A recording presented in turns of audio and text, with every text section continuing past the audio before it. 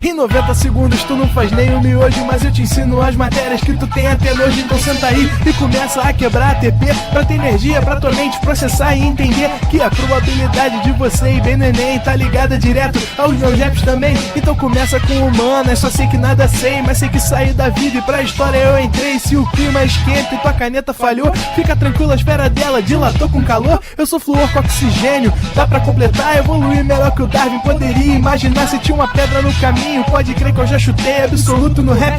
Eu nasci pra ser rei, crio uma sociedade aos modelos de Durkheim. O mecanismo dela própria é que diz pra onde vai minha inspiração. Thomas Edison dizia: é 1% e o restante o trabalho que fazia. Então senta o rabo aí que eu vou te ensinar. Sometimes rap is the best way to learn, rapá. Eu não compreendo, pero lo puedo hacer. É só estudar e ouvir as dicas que eu dou pra você. Confere suas respostas e faz tudo com calma. Manda bem na redação, faz do fundo da alma. Esse é o tópico frasal, ainda tem argumentação. E a resposta pra você eu deixei na conclusão. Se tá nervoso, se acalma pra mandar bem. E se liga nos vídeos que eu te preparo pro Enem.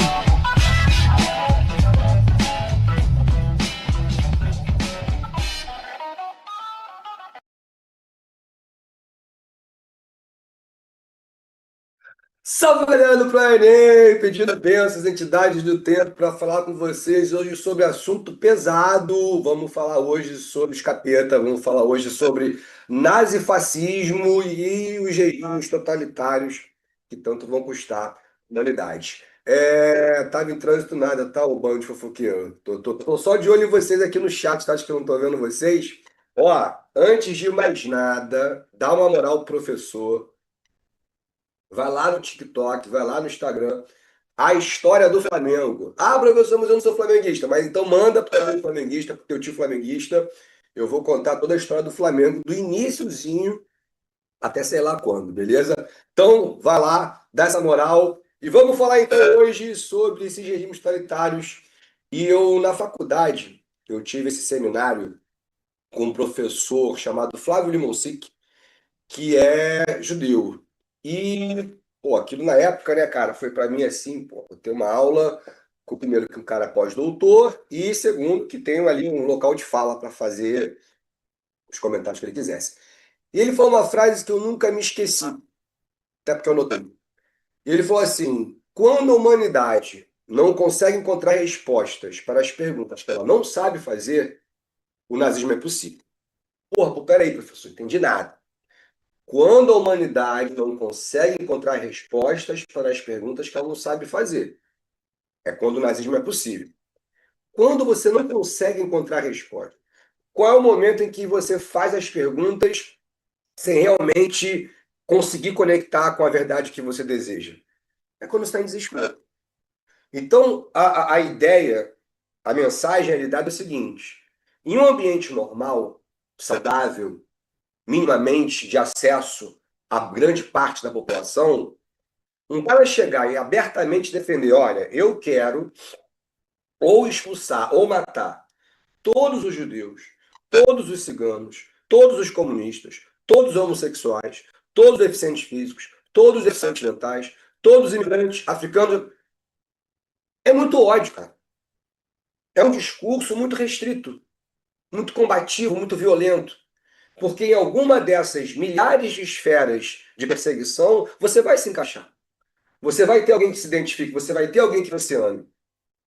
Então, quando é que esse tipo de discurso, que não tem vergonha na cara, quando é que esse tipo de discurso que não se importa com a reação que ele pode causar, consegue mobilizar 50 milhões de pessoas, como aconteceu na Alemanha? É quando você está em um nível de sofrimento que a sua percepção da realidade está embaralhada. Ah, professor, pô, peraí. Eu já seria nazista. Pô, que bom. Fico imensamente feliz por você. Mas tu não tem que pensar, tipo assim, só na tua parada, no teu pensamento. Você tem que se colocar no lugar em situações muito, muito, muito de penúria. Eu não estou falando da tua, do teu sofrimento. Estou falando de uma irmã se prostituir, um pai se marginalizar, uma mãe ter inanição, um irmão mais novo começar a ter problema de anemia. É esse nível, fala.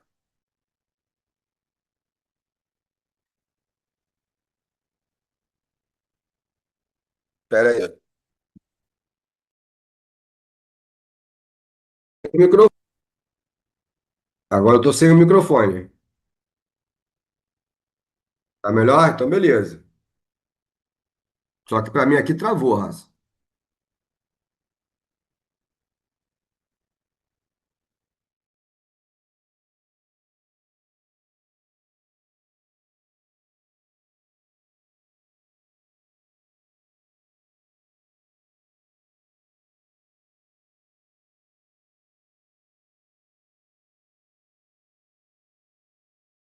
Quer transformar o que você não usa mais em dinheiro? Eu te mostro como.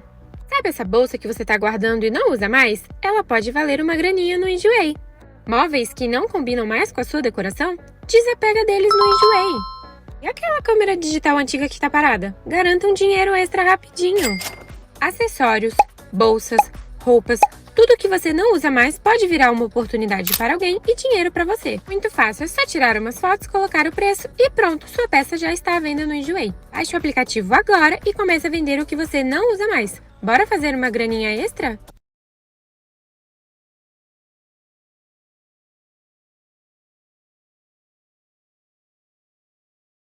Chegamos, vai pagar como? Eu não vou pagar. Como assim? Calma, é que eu troquei o pagamento de cartão pra dinheiro e eu tô sem dinheiro. E agora, moça? Olha aí na bolsa. Eu já olhei, mas não tem nada demais aqui, só tem meu cartão. Vai pagar como então? Com o seu celular mesmo. O quê? Você vai tentar furtar meu celular? Ô, polícia! Não, moço, relaxa. Ó, eu vou baixar o app da Infinity Pay aqui pra você. Ó, baixando rapidinho, é grátis e sem burocracia. Agora ele é a sua maquininha. Deixa eu digitar o valor aqui. Agora só aproximo o meu cartão e... prontinho, tá pago, sem maquininha e sem estresse. Caramba! E o recebimento? Cai na hora, ou no máximo no dia útil seguinte. Funciona pra CPF, CNPJ, iPhone e Android com NFC, viu? Agora o senhor nunca mais perde dinheiro. Ai, gostei demais, filha. Já ganhei a cliente e a maquininha tudo de uma vez. Sim, bom trabalho pro senhor, viu? Opa, quase esqueci.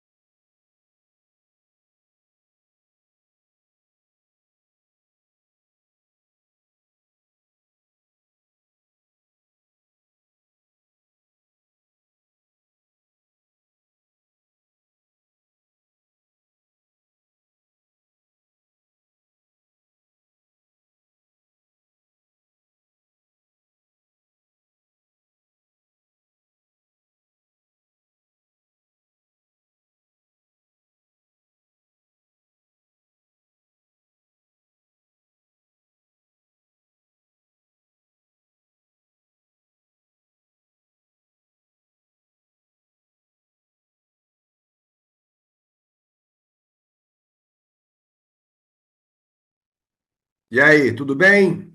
Estão me ouvindo bem? Fala aí, Raça, tudo certinho? Posso? Então, beleza, galera. Então, o que eu estava falando com vocês é que em um momento de desespero total, onde você vê as pessoas que você mais ama na sua vida sentindo o peso da miséria, do desemprego, da violência, da falta de perspectiva, que é onde esses países vão chegar de maneiras diferentes, que quando vem um cara que se coloca como salvador, porque é sempre esse discurso salvacionista que todos eles compartilham, eles são o herói, e para eles serem o herói precisa existir a crise. E também precisa existir os inimigos.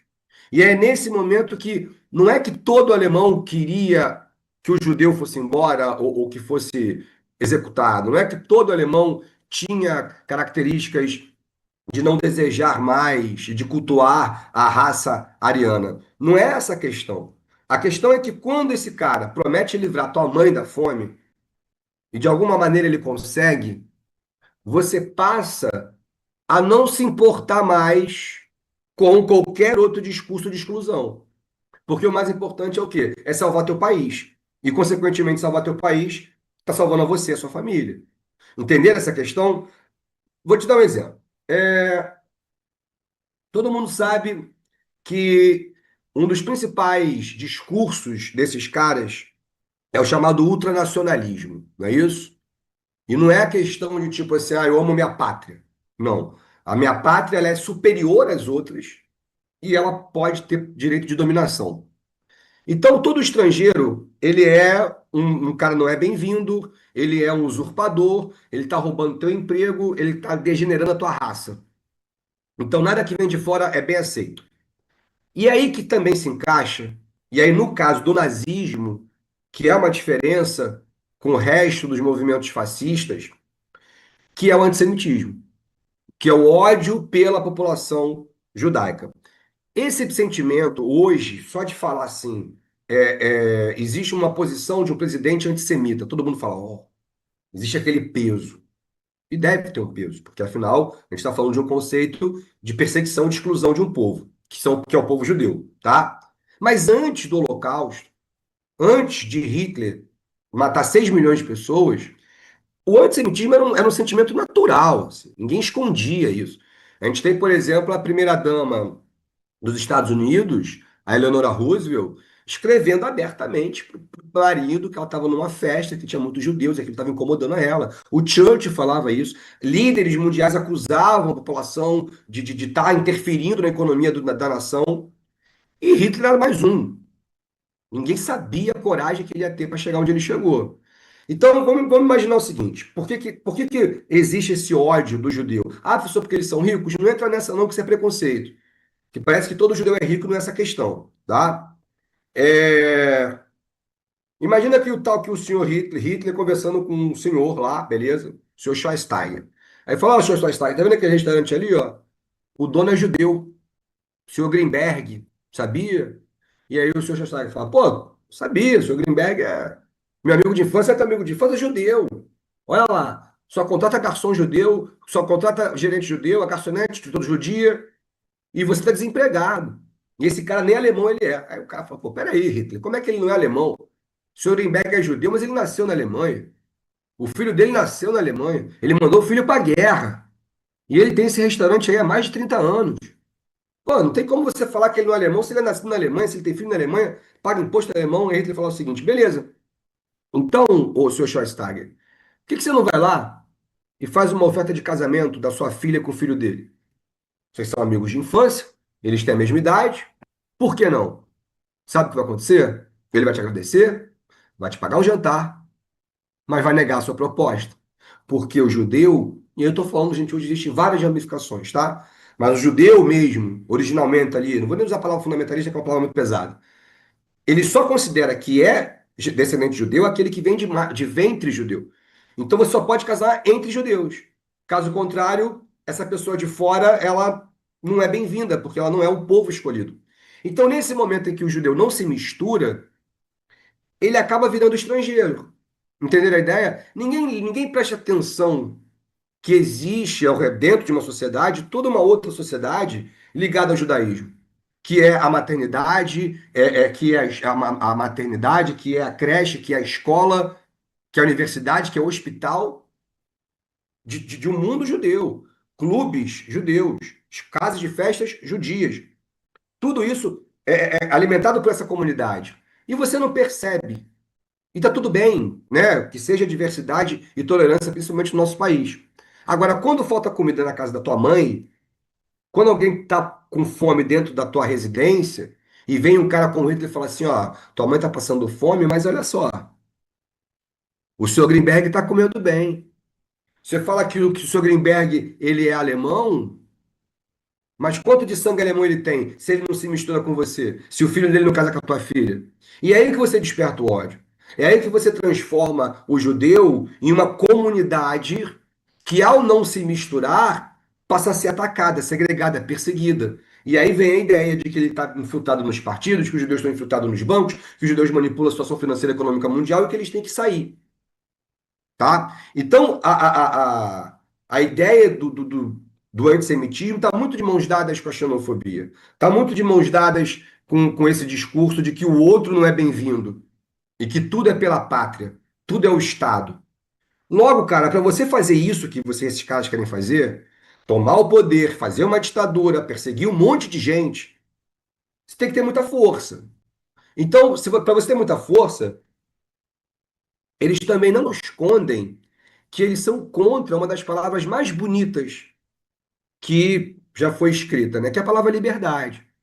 Nossa liberdade de falar, de andar, de ir, de vir, de existir. E eles odeiam a liberdade. O Mussolini, ele escreveu: a liberdade é um cadáver em putrefação. Ou seja, a liberdade apodrece. Se o meu líder diz que a liberdade é um cadáver em putrefação, eu vou embora, meu. Que porra é essa? Ah, professor, não é possível. Então eu vou fundar um partido para concorrer às eleições. Primeiro que não tem eleição, tá? E segundo que não tem outros partidos. É um sistema unipartidário. Então tu não tem liberdade política, não tem liberdade partidária. Ah, então eu vou recorrer à Suprema Corte, eu vou apelar para a Justiça. Que justiça, gente? Até existe uma Suprema Corte de juízes nomeados pelo líder fascista. Que, obviamente, se você tiver alguma coisa contra o líder, você é contra o Estado. Porque a grande sacanagem desses líderes totalitários é que ele não chama o opositor de oposição. Ele chama de traição. E o traidor é um pária. O traidor, ele não tem escrúpulos, ele não tem caráter. Uma pessoa assim, você pode fazer o quê? Você pode prender, bater, torturar e matar. Então não existe nenhum discurso para além deles. Ah, tu fala assim, ah, professor, então eu não vou, eu vou fazer um protesto com a minha música, eu vou fazer um protesto com a minha arte.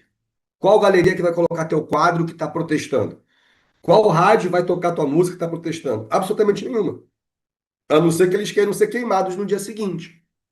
E mesmo que você fale, ah, então eu não vou me envolver. Não tem como você não se envolver se teu filho vai para a escola com a porra da suástica no braço. Se você tem que ler com ele Mein Kampf, todo o segmento escolar. Então, como é que você não consegue se envolver se 10 da noite tem toque de recolher? Porque é um estado militarizado e é um estado de terror. Porque não existe você ser punido. A punição é o cárcere o tempo inteiro. E dali para frente, violência física. Porque o Estado está em todos os lugares. É uma vigilância total. E ou você está com ele ou você está contra ele. Nada fora, nada contra e nada acima do Estado. Mais uma frase de Benito Mussolini. Então é como se eles transformassem todo o país, toda a nação, em um grande quartel-general, onde todos têm uma função, existe uma hierarquia e caso qualquer ideia contrária seja colocada, ela é rapidamente reprimida. E é por isso que eu volto à frase lá do meu professor. Como que um discurso tão radical consegue mobilizar a quantidade de pessoas que eles conseguiram mobilizar? Quando o desespero fala mais alto do que a razão. Quando o bom senso está completamente atrapalhado pela carência, pela pressa em resolver problemas de sobrevivência. A Alemanha vai chegar a uma inflação de 32.000%. A nossa inflação gira em média de 9 a 11% por muitos anos. Imagina tu chegar a 30 mil. As crianças alemãs empilhavam os marcos, que era a nota alemã, porque não valia mais nada. Faziam fogueira. Então a gente está falando de fome mesmo. De um país que chegou a 40, 45% de desemprego. Metade do país estava desempregado. E não pode, porque o Tratado de Versalhes reprimia os alemães. Então é nessa aura de tipo assim, vergonha pela derrota da guerra, recessão econômica, desemprego, humilhação, que esses homens malignos conseguem manipular. E tudo começa por um grupo. Então, a primeira coisa que um líder precisa é de pessoas que o sigam. E todos eles buscaram no mesmo lugar, dentro dos quartéis. Todos eles buscaram seus primeiros seguidores dentro do exército, dentro das Forças Armadas, todos eles, tá? Por isso é uma estrutura militarizada. Então, esses caras tiveram a percepção de entender o seguinte: o grupo ele é a essência da nossa convivência. Nós somos animais coletivos. Andar em grupo gera para nós uma sensação de segurança. E a segurança é uma sensação muito próxima à de felicidade. Então, você entra numa sala de aula, eu entro todos os dias, e demora um mês para os grupos se formarem. Dali até o final do ano, eles sentam todos no mesmo lugar. Andam com as mesmas pessoas o ano inteiro. É impressionante. porque se aglutina. E aí esse grupo, ele pode te seguir para onde você quer. O que você quer não é pouca coisa, você quer chegar ao poder. Você quer derrubar a república, como Hitler fez, você quer derrubar a monarquia, como Mussolini fez, você quer derrubar um governo de esquerda, como Franco fez, através, obviamente, de apoio de um grupo, que começa pequenininho, mas ele precisa crescer. Então, o que que esses caras fizeram, né? Eles têm a causa, e essa causa é chegar lá, conquistar o Estado. E esses líderes, principalmente o Mussolini, que foi o grande pioneiro disso tudo, ele começa a criar alguns elementos que agregam mais ainda o grupo. Mussolini cria um uniforme, os camisas pretas. Todo mundo andava de camisa preta, calça verde e coturno bota preta. O uniforme ele tem dois objetivos. Primeiro, a identificação. Então, quando o cara usa o uniforme, ele quer ser identificado. Se ligou? Se eu boto a camisa do Flamengo, eu quero que todo mundo me veja como flamenguista. Primeiro dia de aula, vocês nunca me viram na vida. Eu apareço, salve galera, meu irmão, todo cheio de anel, de piercing, calça jeans rasgada, all-star, corrente na cintura, tatuagem na cabeça. Tu vai olhar pra mim e falar assim, pô, esse aí se amarra no pagode? Não, né? Então, a vestimenta do roqueiro é uma vestimenta de quem quer ser identificado como tal. Isso mostra orgulho, né? E o uniforme ele também tem uma coisa muito importante que é o seguinte: ele acaba com a distinção social. Se todo mundo está igual, quem é o rico? Quem é o pobre? Ninguém sabe. E aquilo cria no grupo uma coesão mais forte, entendeu? Aí você cria um símbolo. O símbolo ele é hipnótico. Quando você se identifica com aquele símbolo, você tende a segui-lo de maneira cega, entendeu? Você cria um canto, uma saudação, bandeira, canções, e aquele grupo começa a criar uma forma de falar, uma forma de se tratar. E aí, quando esses caras começam a bandeirar na rua, a marchar, com bandeira do partido, todo mundo começa a olhar, falar quem são eles? São os fascistas. E geralmente eles são jovens, jovens e jovens adultos. E aí a galera fala, pô, que senhor, vamos mudar o país, pô, eles estão se organizando, eles estão investindo, eles estão mobilizados, eles têm comitê, eles têm unidade de partido, eles têm um líder, eles vão mudar o país. E aí você vem de novamente com essa ideia do salvacionismo, né? E, e tem mais uma questão, mais uma parada para você conseguir criar mais ainda uma coesão de grupo. É criar o inimigo. O grupo ele pode estar preguiçoso, o grupo ele pode estar sem motivação, mas se você cria um inimigo pro grupo, meu irmão, ferrou. Quantas vezes você tem lá, vocês vão se identificar como eu vou falar, tem lá duas turmas de segundo ano. Aí uma é bem mais, é uma bem mais, diferente não, né? Mas performa muito mais em nota do que a outra. Aí professor que, pô, né, já o bicho escuta fala assim, na 111 eu não tenho esse problema. Na 211 não tem esse problema. Agora aqui na 212, puta merda, que saco. Aí a 212 fica puta. E aí se tem alguma outra maneira da 212 se vingar, seja no intercolegial, seja numa disputa de teatro, eles vão dar a vida para isso pra acontecer, porque você criou essa rivalidade. E aí eu vou contar uma história que eu acho muito boa.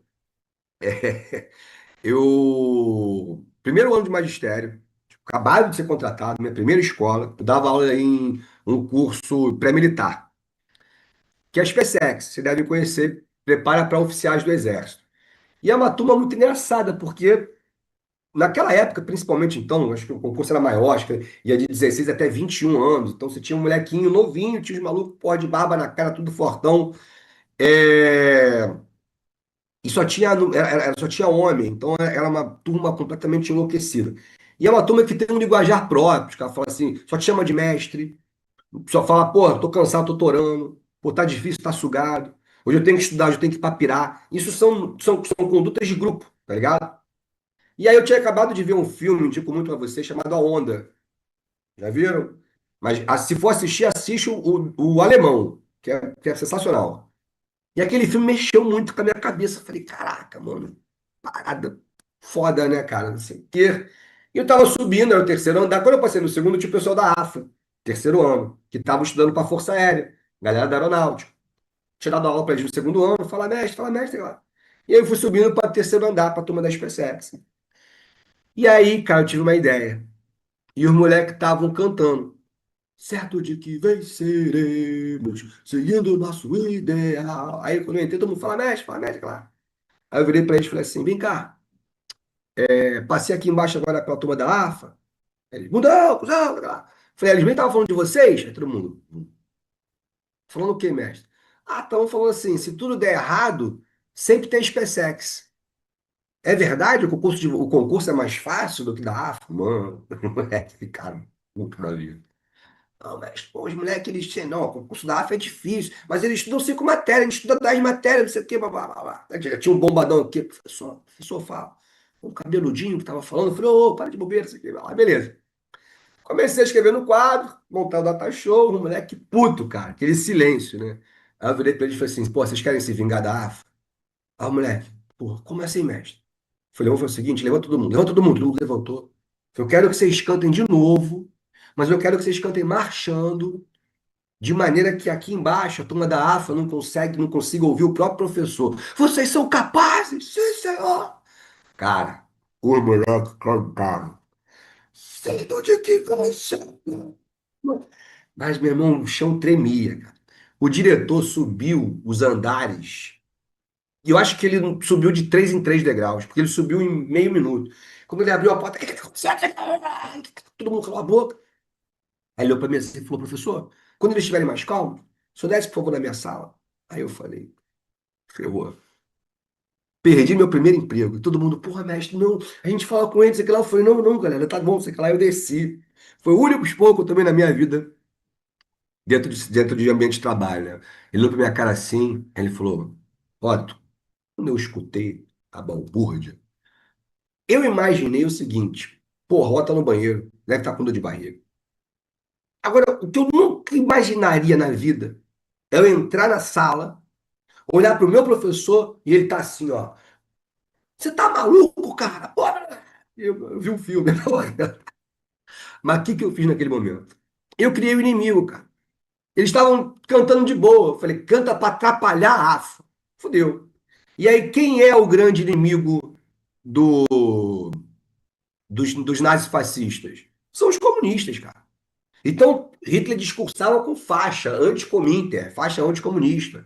Os comunistas são os caras que a gente tem que perseguir, os comunistas são os caras que nós temos que vencer. E aí isso nos coloca num debate muito interessante. O totalitarismo não é uma questão de esquerda ou de direita. O totalitarismo é uma questão de extremo. Então, por exemplo, Mussolini, extrema-direita. Hitler, extrema-direita. Ah, professor, mas eu já vi que o é nacional-socialismo. Gente, a palavra socialismo ela se coloca em vários partidos de direita, é só você procurar aí. Não precisa nem editar aqui. A palavra socialismo não é um monopólio de Marx, e nem da esquerda. E o próprio Hitler, primeiro partido que ele fechou foi o Partido Comunista. Primeiro campo de prisioneiro que ele faz foram para os membros do Partido Comunista. Ah, professor, mas ele fez medidas sociais, como o Roosevelt fez no New Deal. Isso faz o presidente Roosevelt americano um presidente de esquerda? Não. Um presidente que precisava gerar consumo e não necessariamente fazer medidas sociais que visam reforma agrária, outro tipo de coisa. Mercedes, BMW, Volkswagen, Siemens, Krupp, Thyssen, todas essas grandes empresas que vocês conhecem hoje lucraram o mundo na época do nazismo, porque era uma ditadura capitalista de exportação.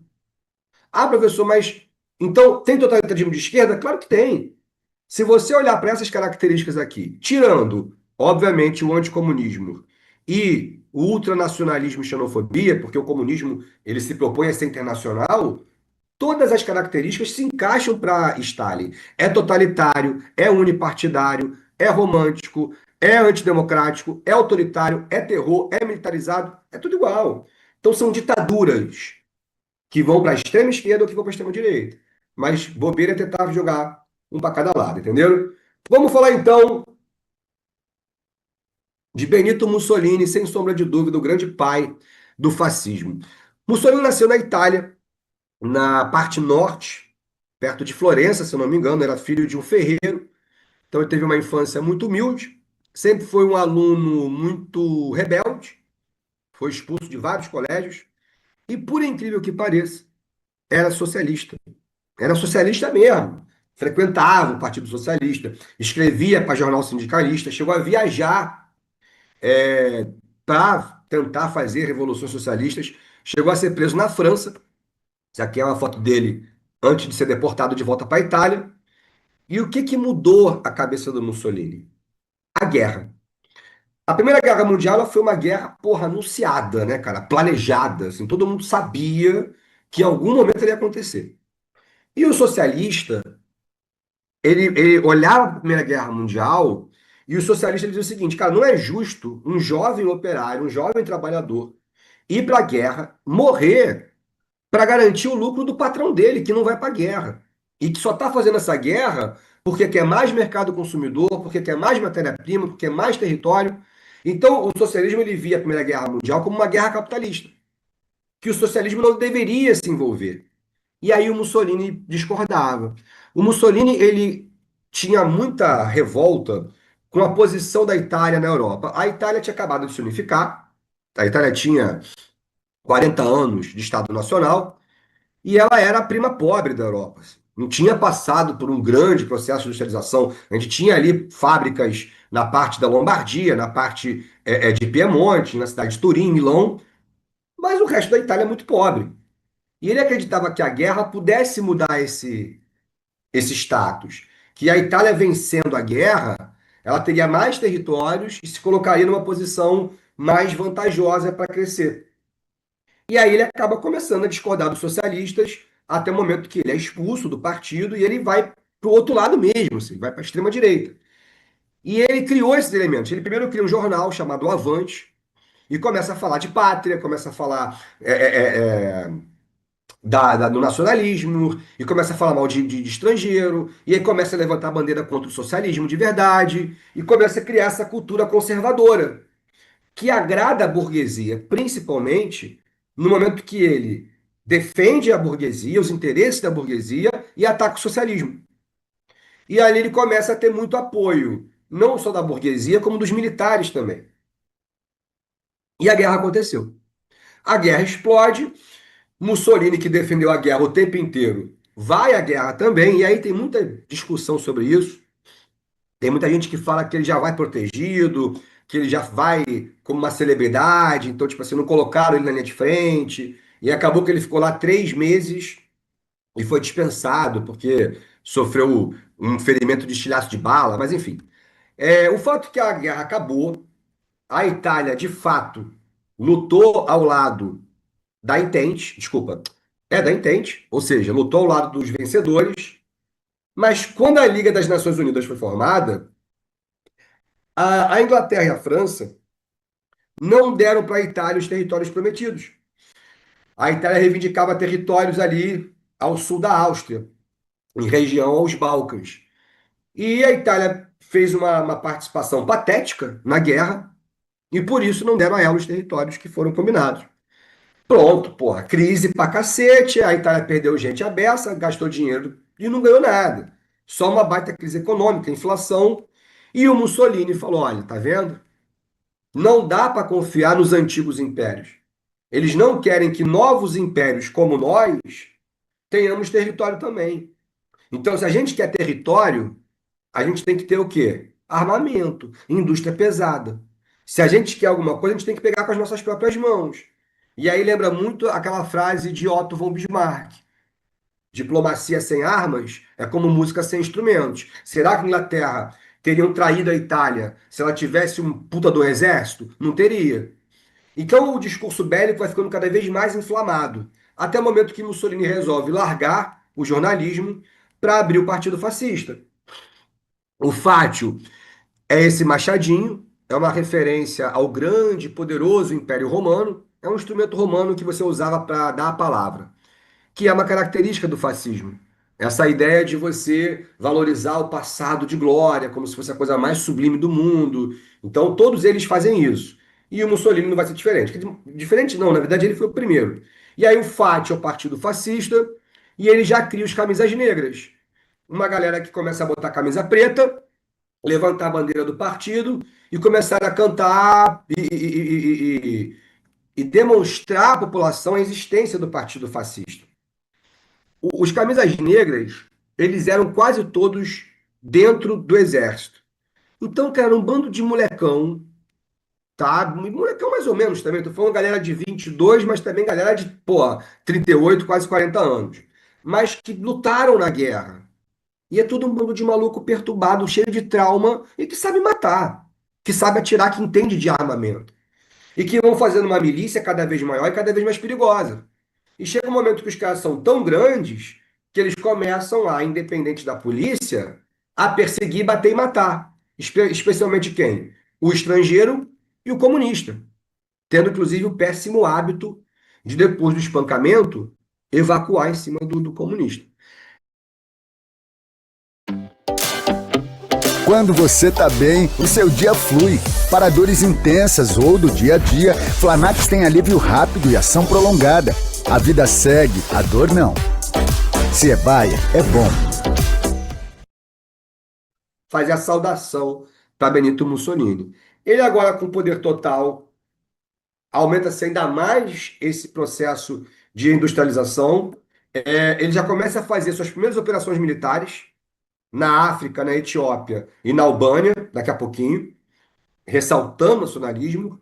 E também vai ganhar 2 Copas do Mundo, né, que a gente não pode ignorar. A Copa de 34 e de 38, na Itália e na França. A Copa da Itália, Mussolini aparecia em 5 estádios ao mesmo tempo.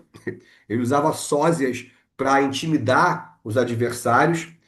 E mesmo depois da Segunda Guerra Mundial e o fim do Partido Fascista, hoje a Itália vê um crescimento muito grande de seguidores de Mussolini, especialmente com a sua neta, que deu continuidade a... não a política fascista, porque falar que é fascista é pesado demais, mas uma política anti-imigrante, né? Uma política supernacionalista, bem conservadora, e foi a deputada federal mais votada na Itália, o que mostra que o Mussolini morreu, mas a ideia não se mata tão facilmente. Beleza, galera? Todo mundo de boa? E aí, raça? Tranquilo? Tô vendo aqui o chat. Beleza? Tá todo mundo bem? Todo mundo foi legal? Então é isso, gente. Boa semana para todos. Um beijo. É nóis. Valeu, galera. Assista nossas aulas a hora que você quiser. Vem com o Pro, o cursinho online que mais aprova no Enem. Assine em proenem.com.br.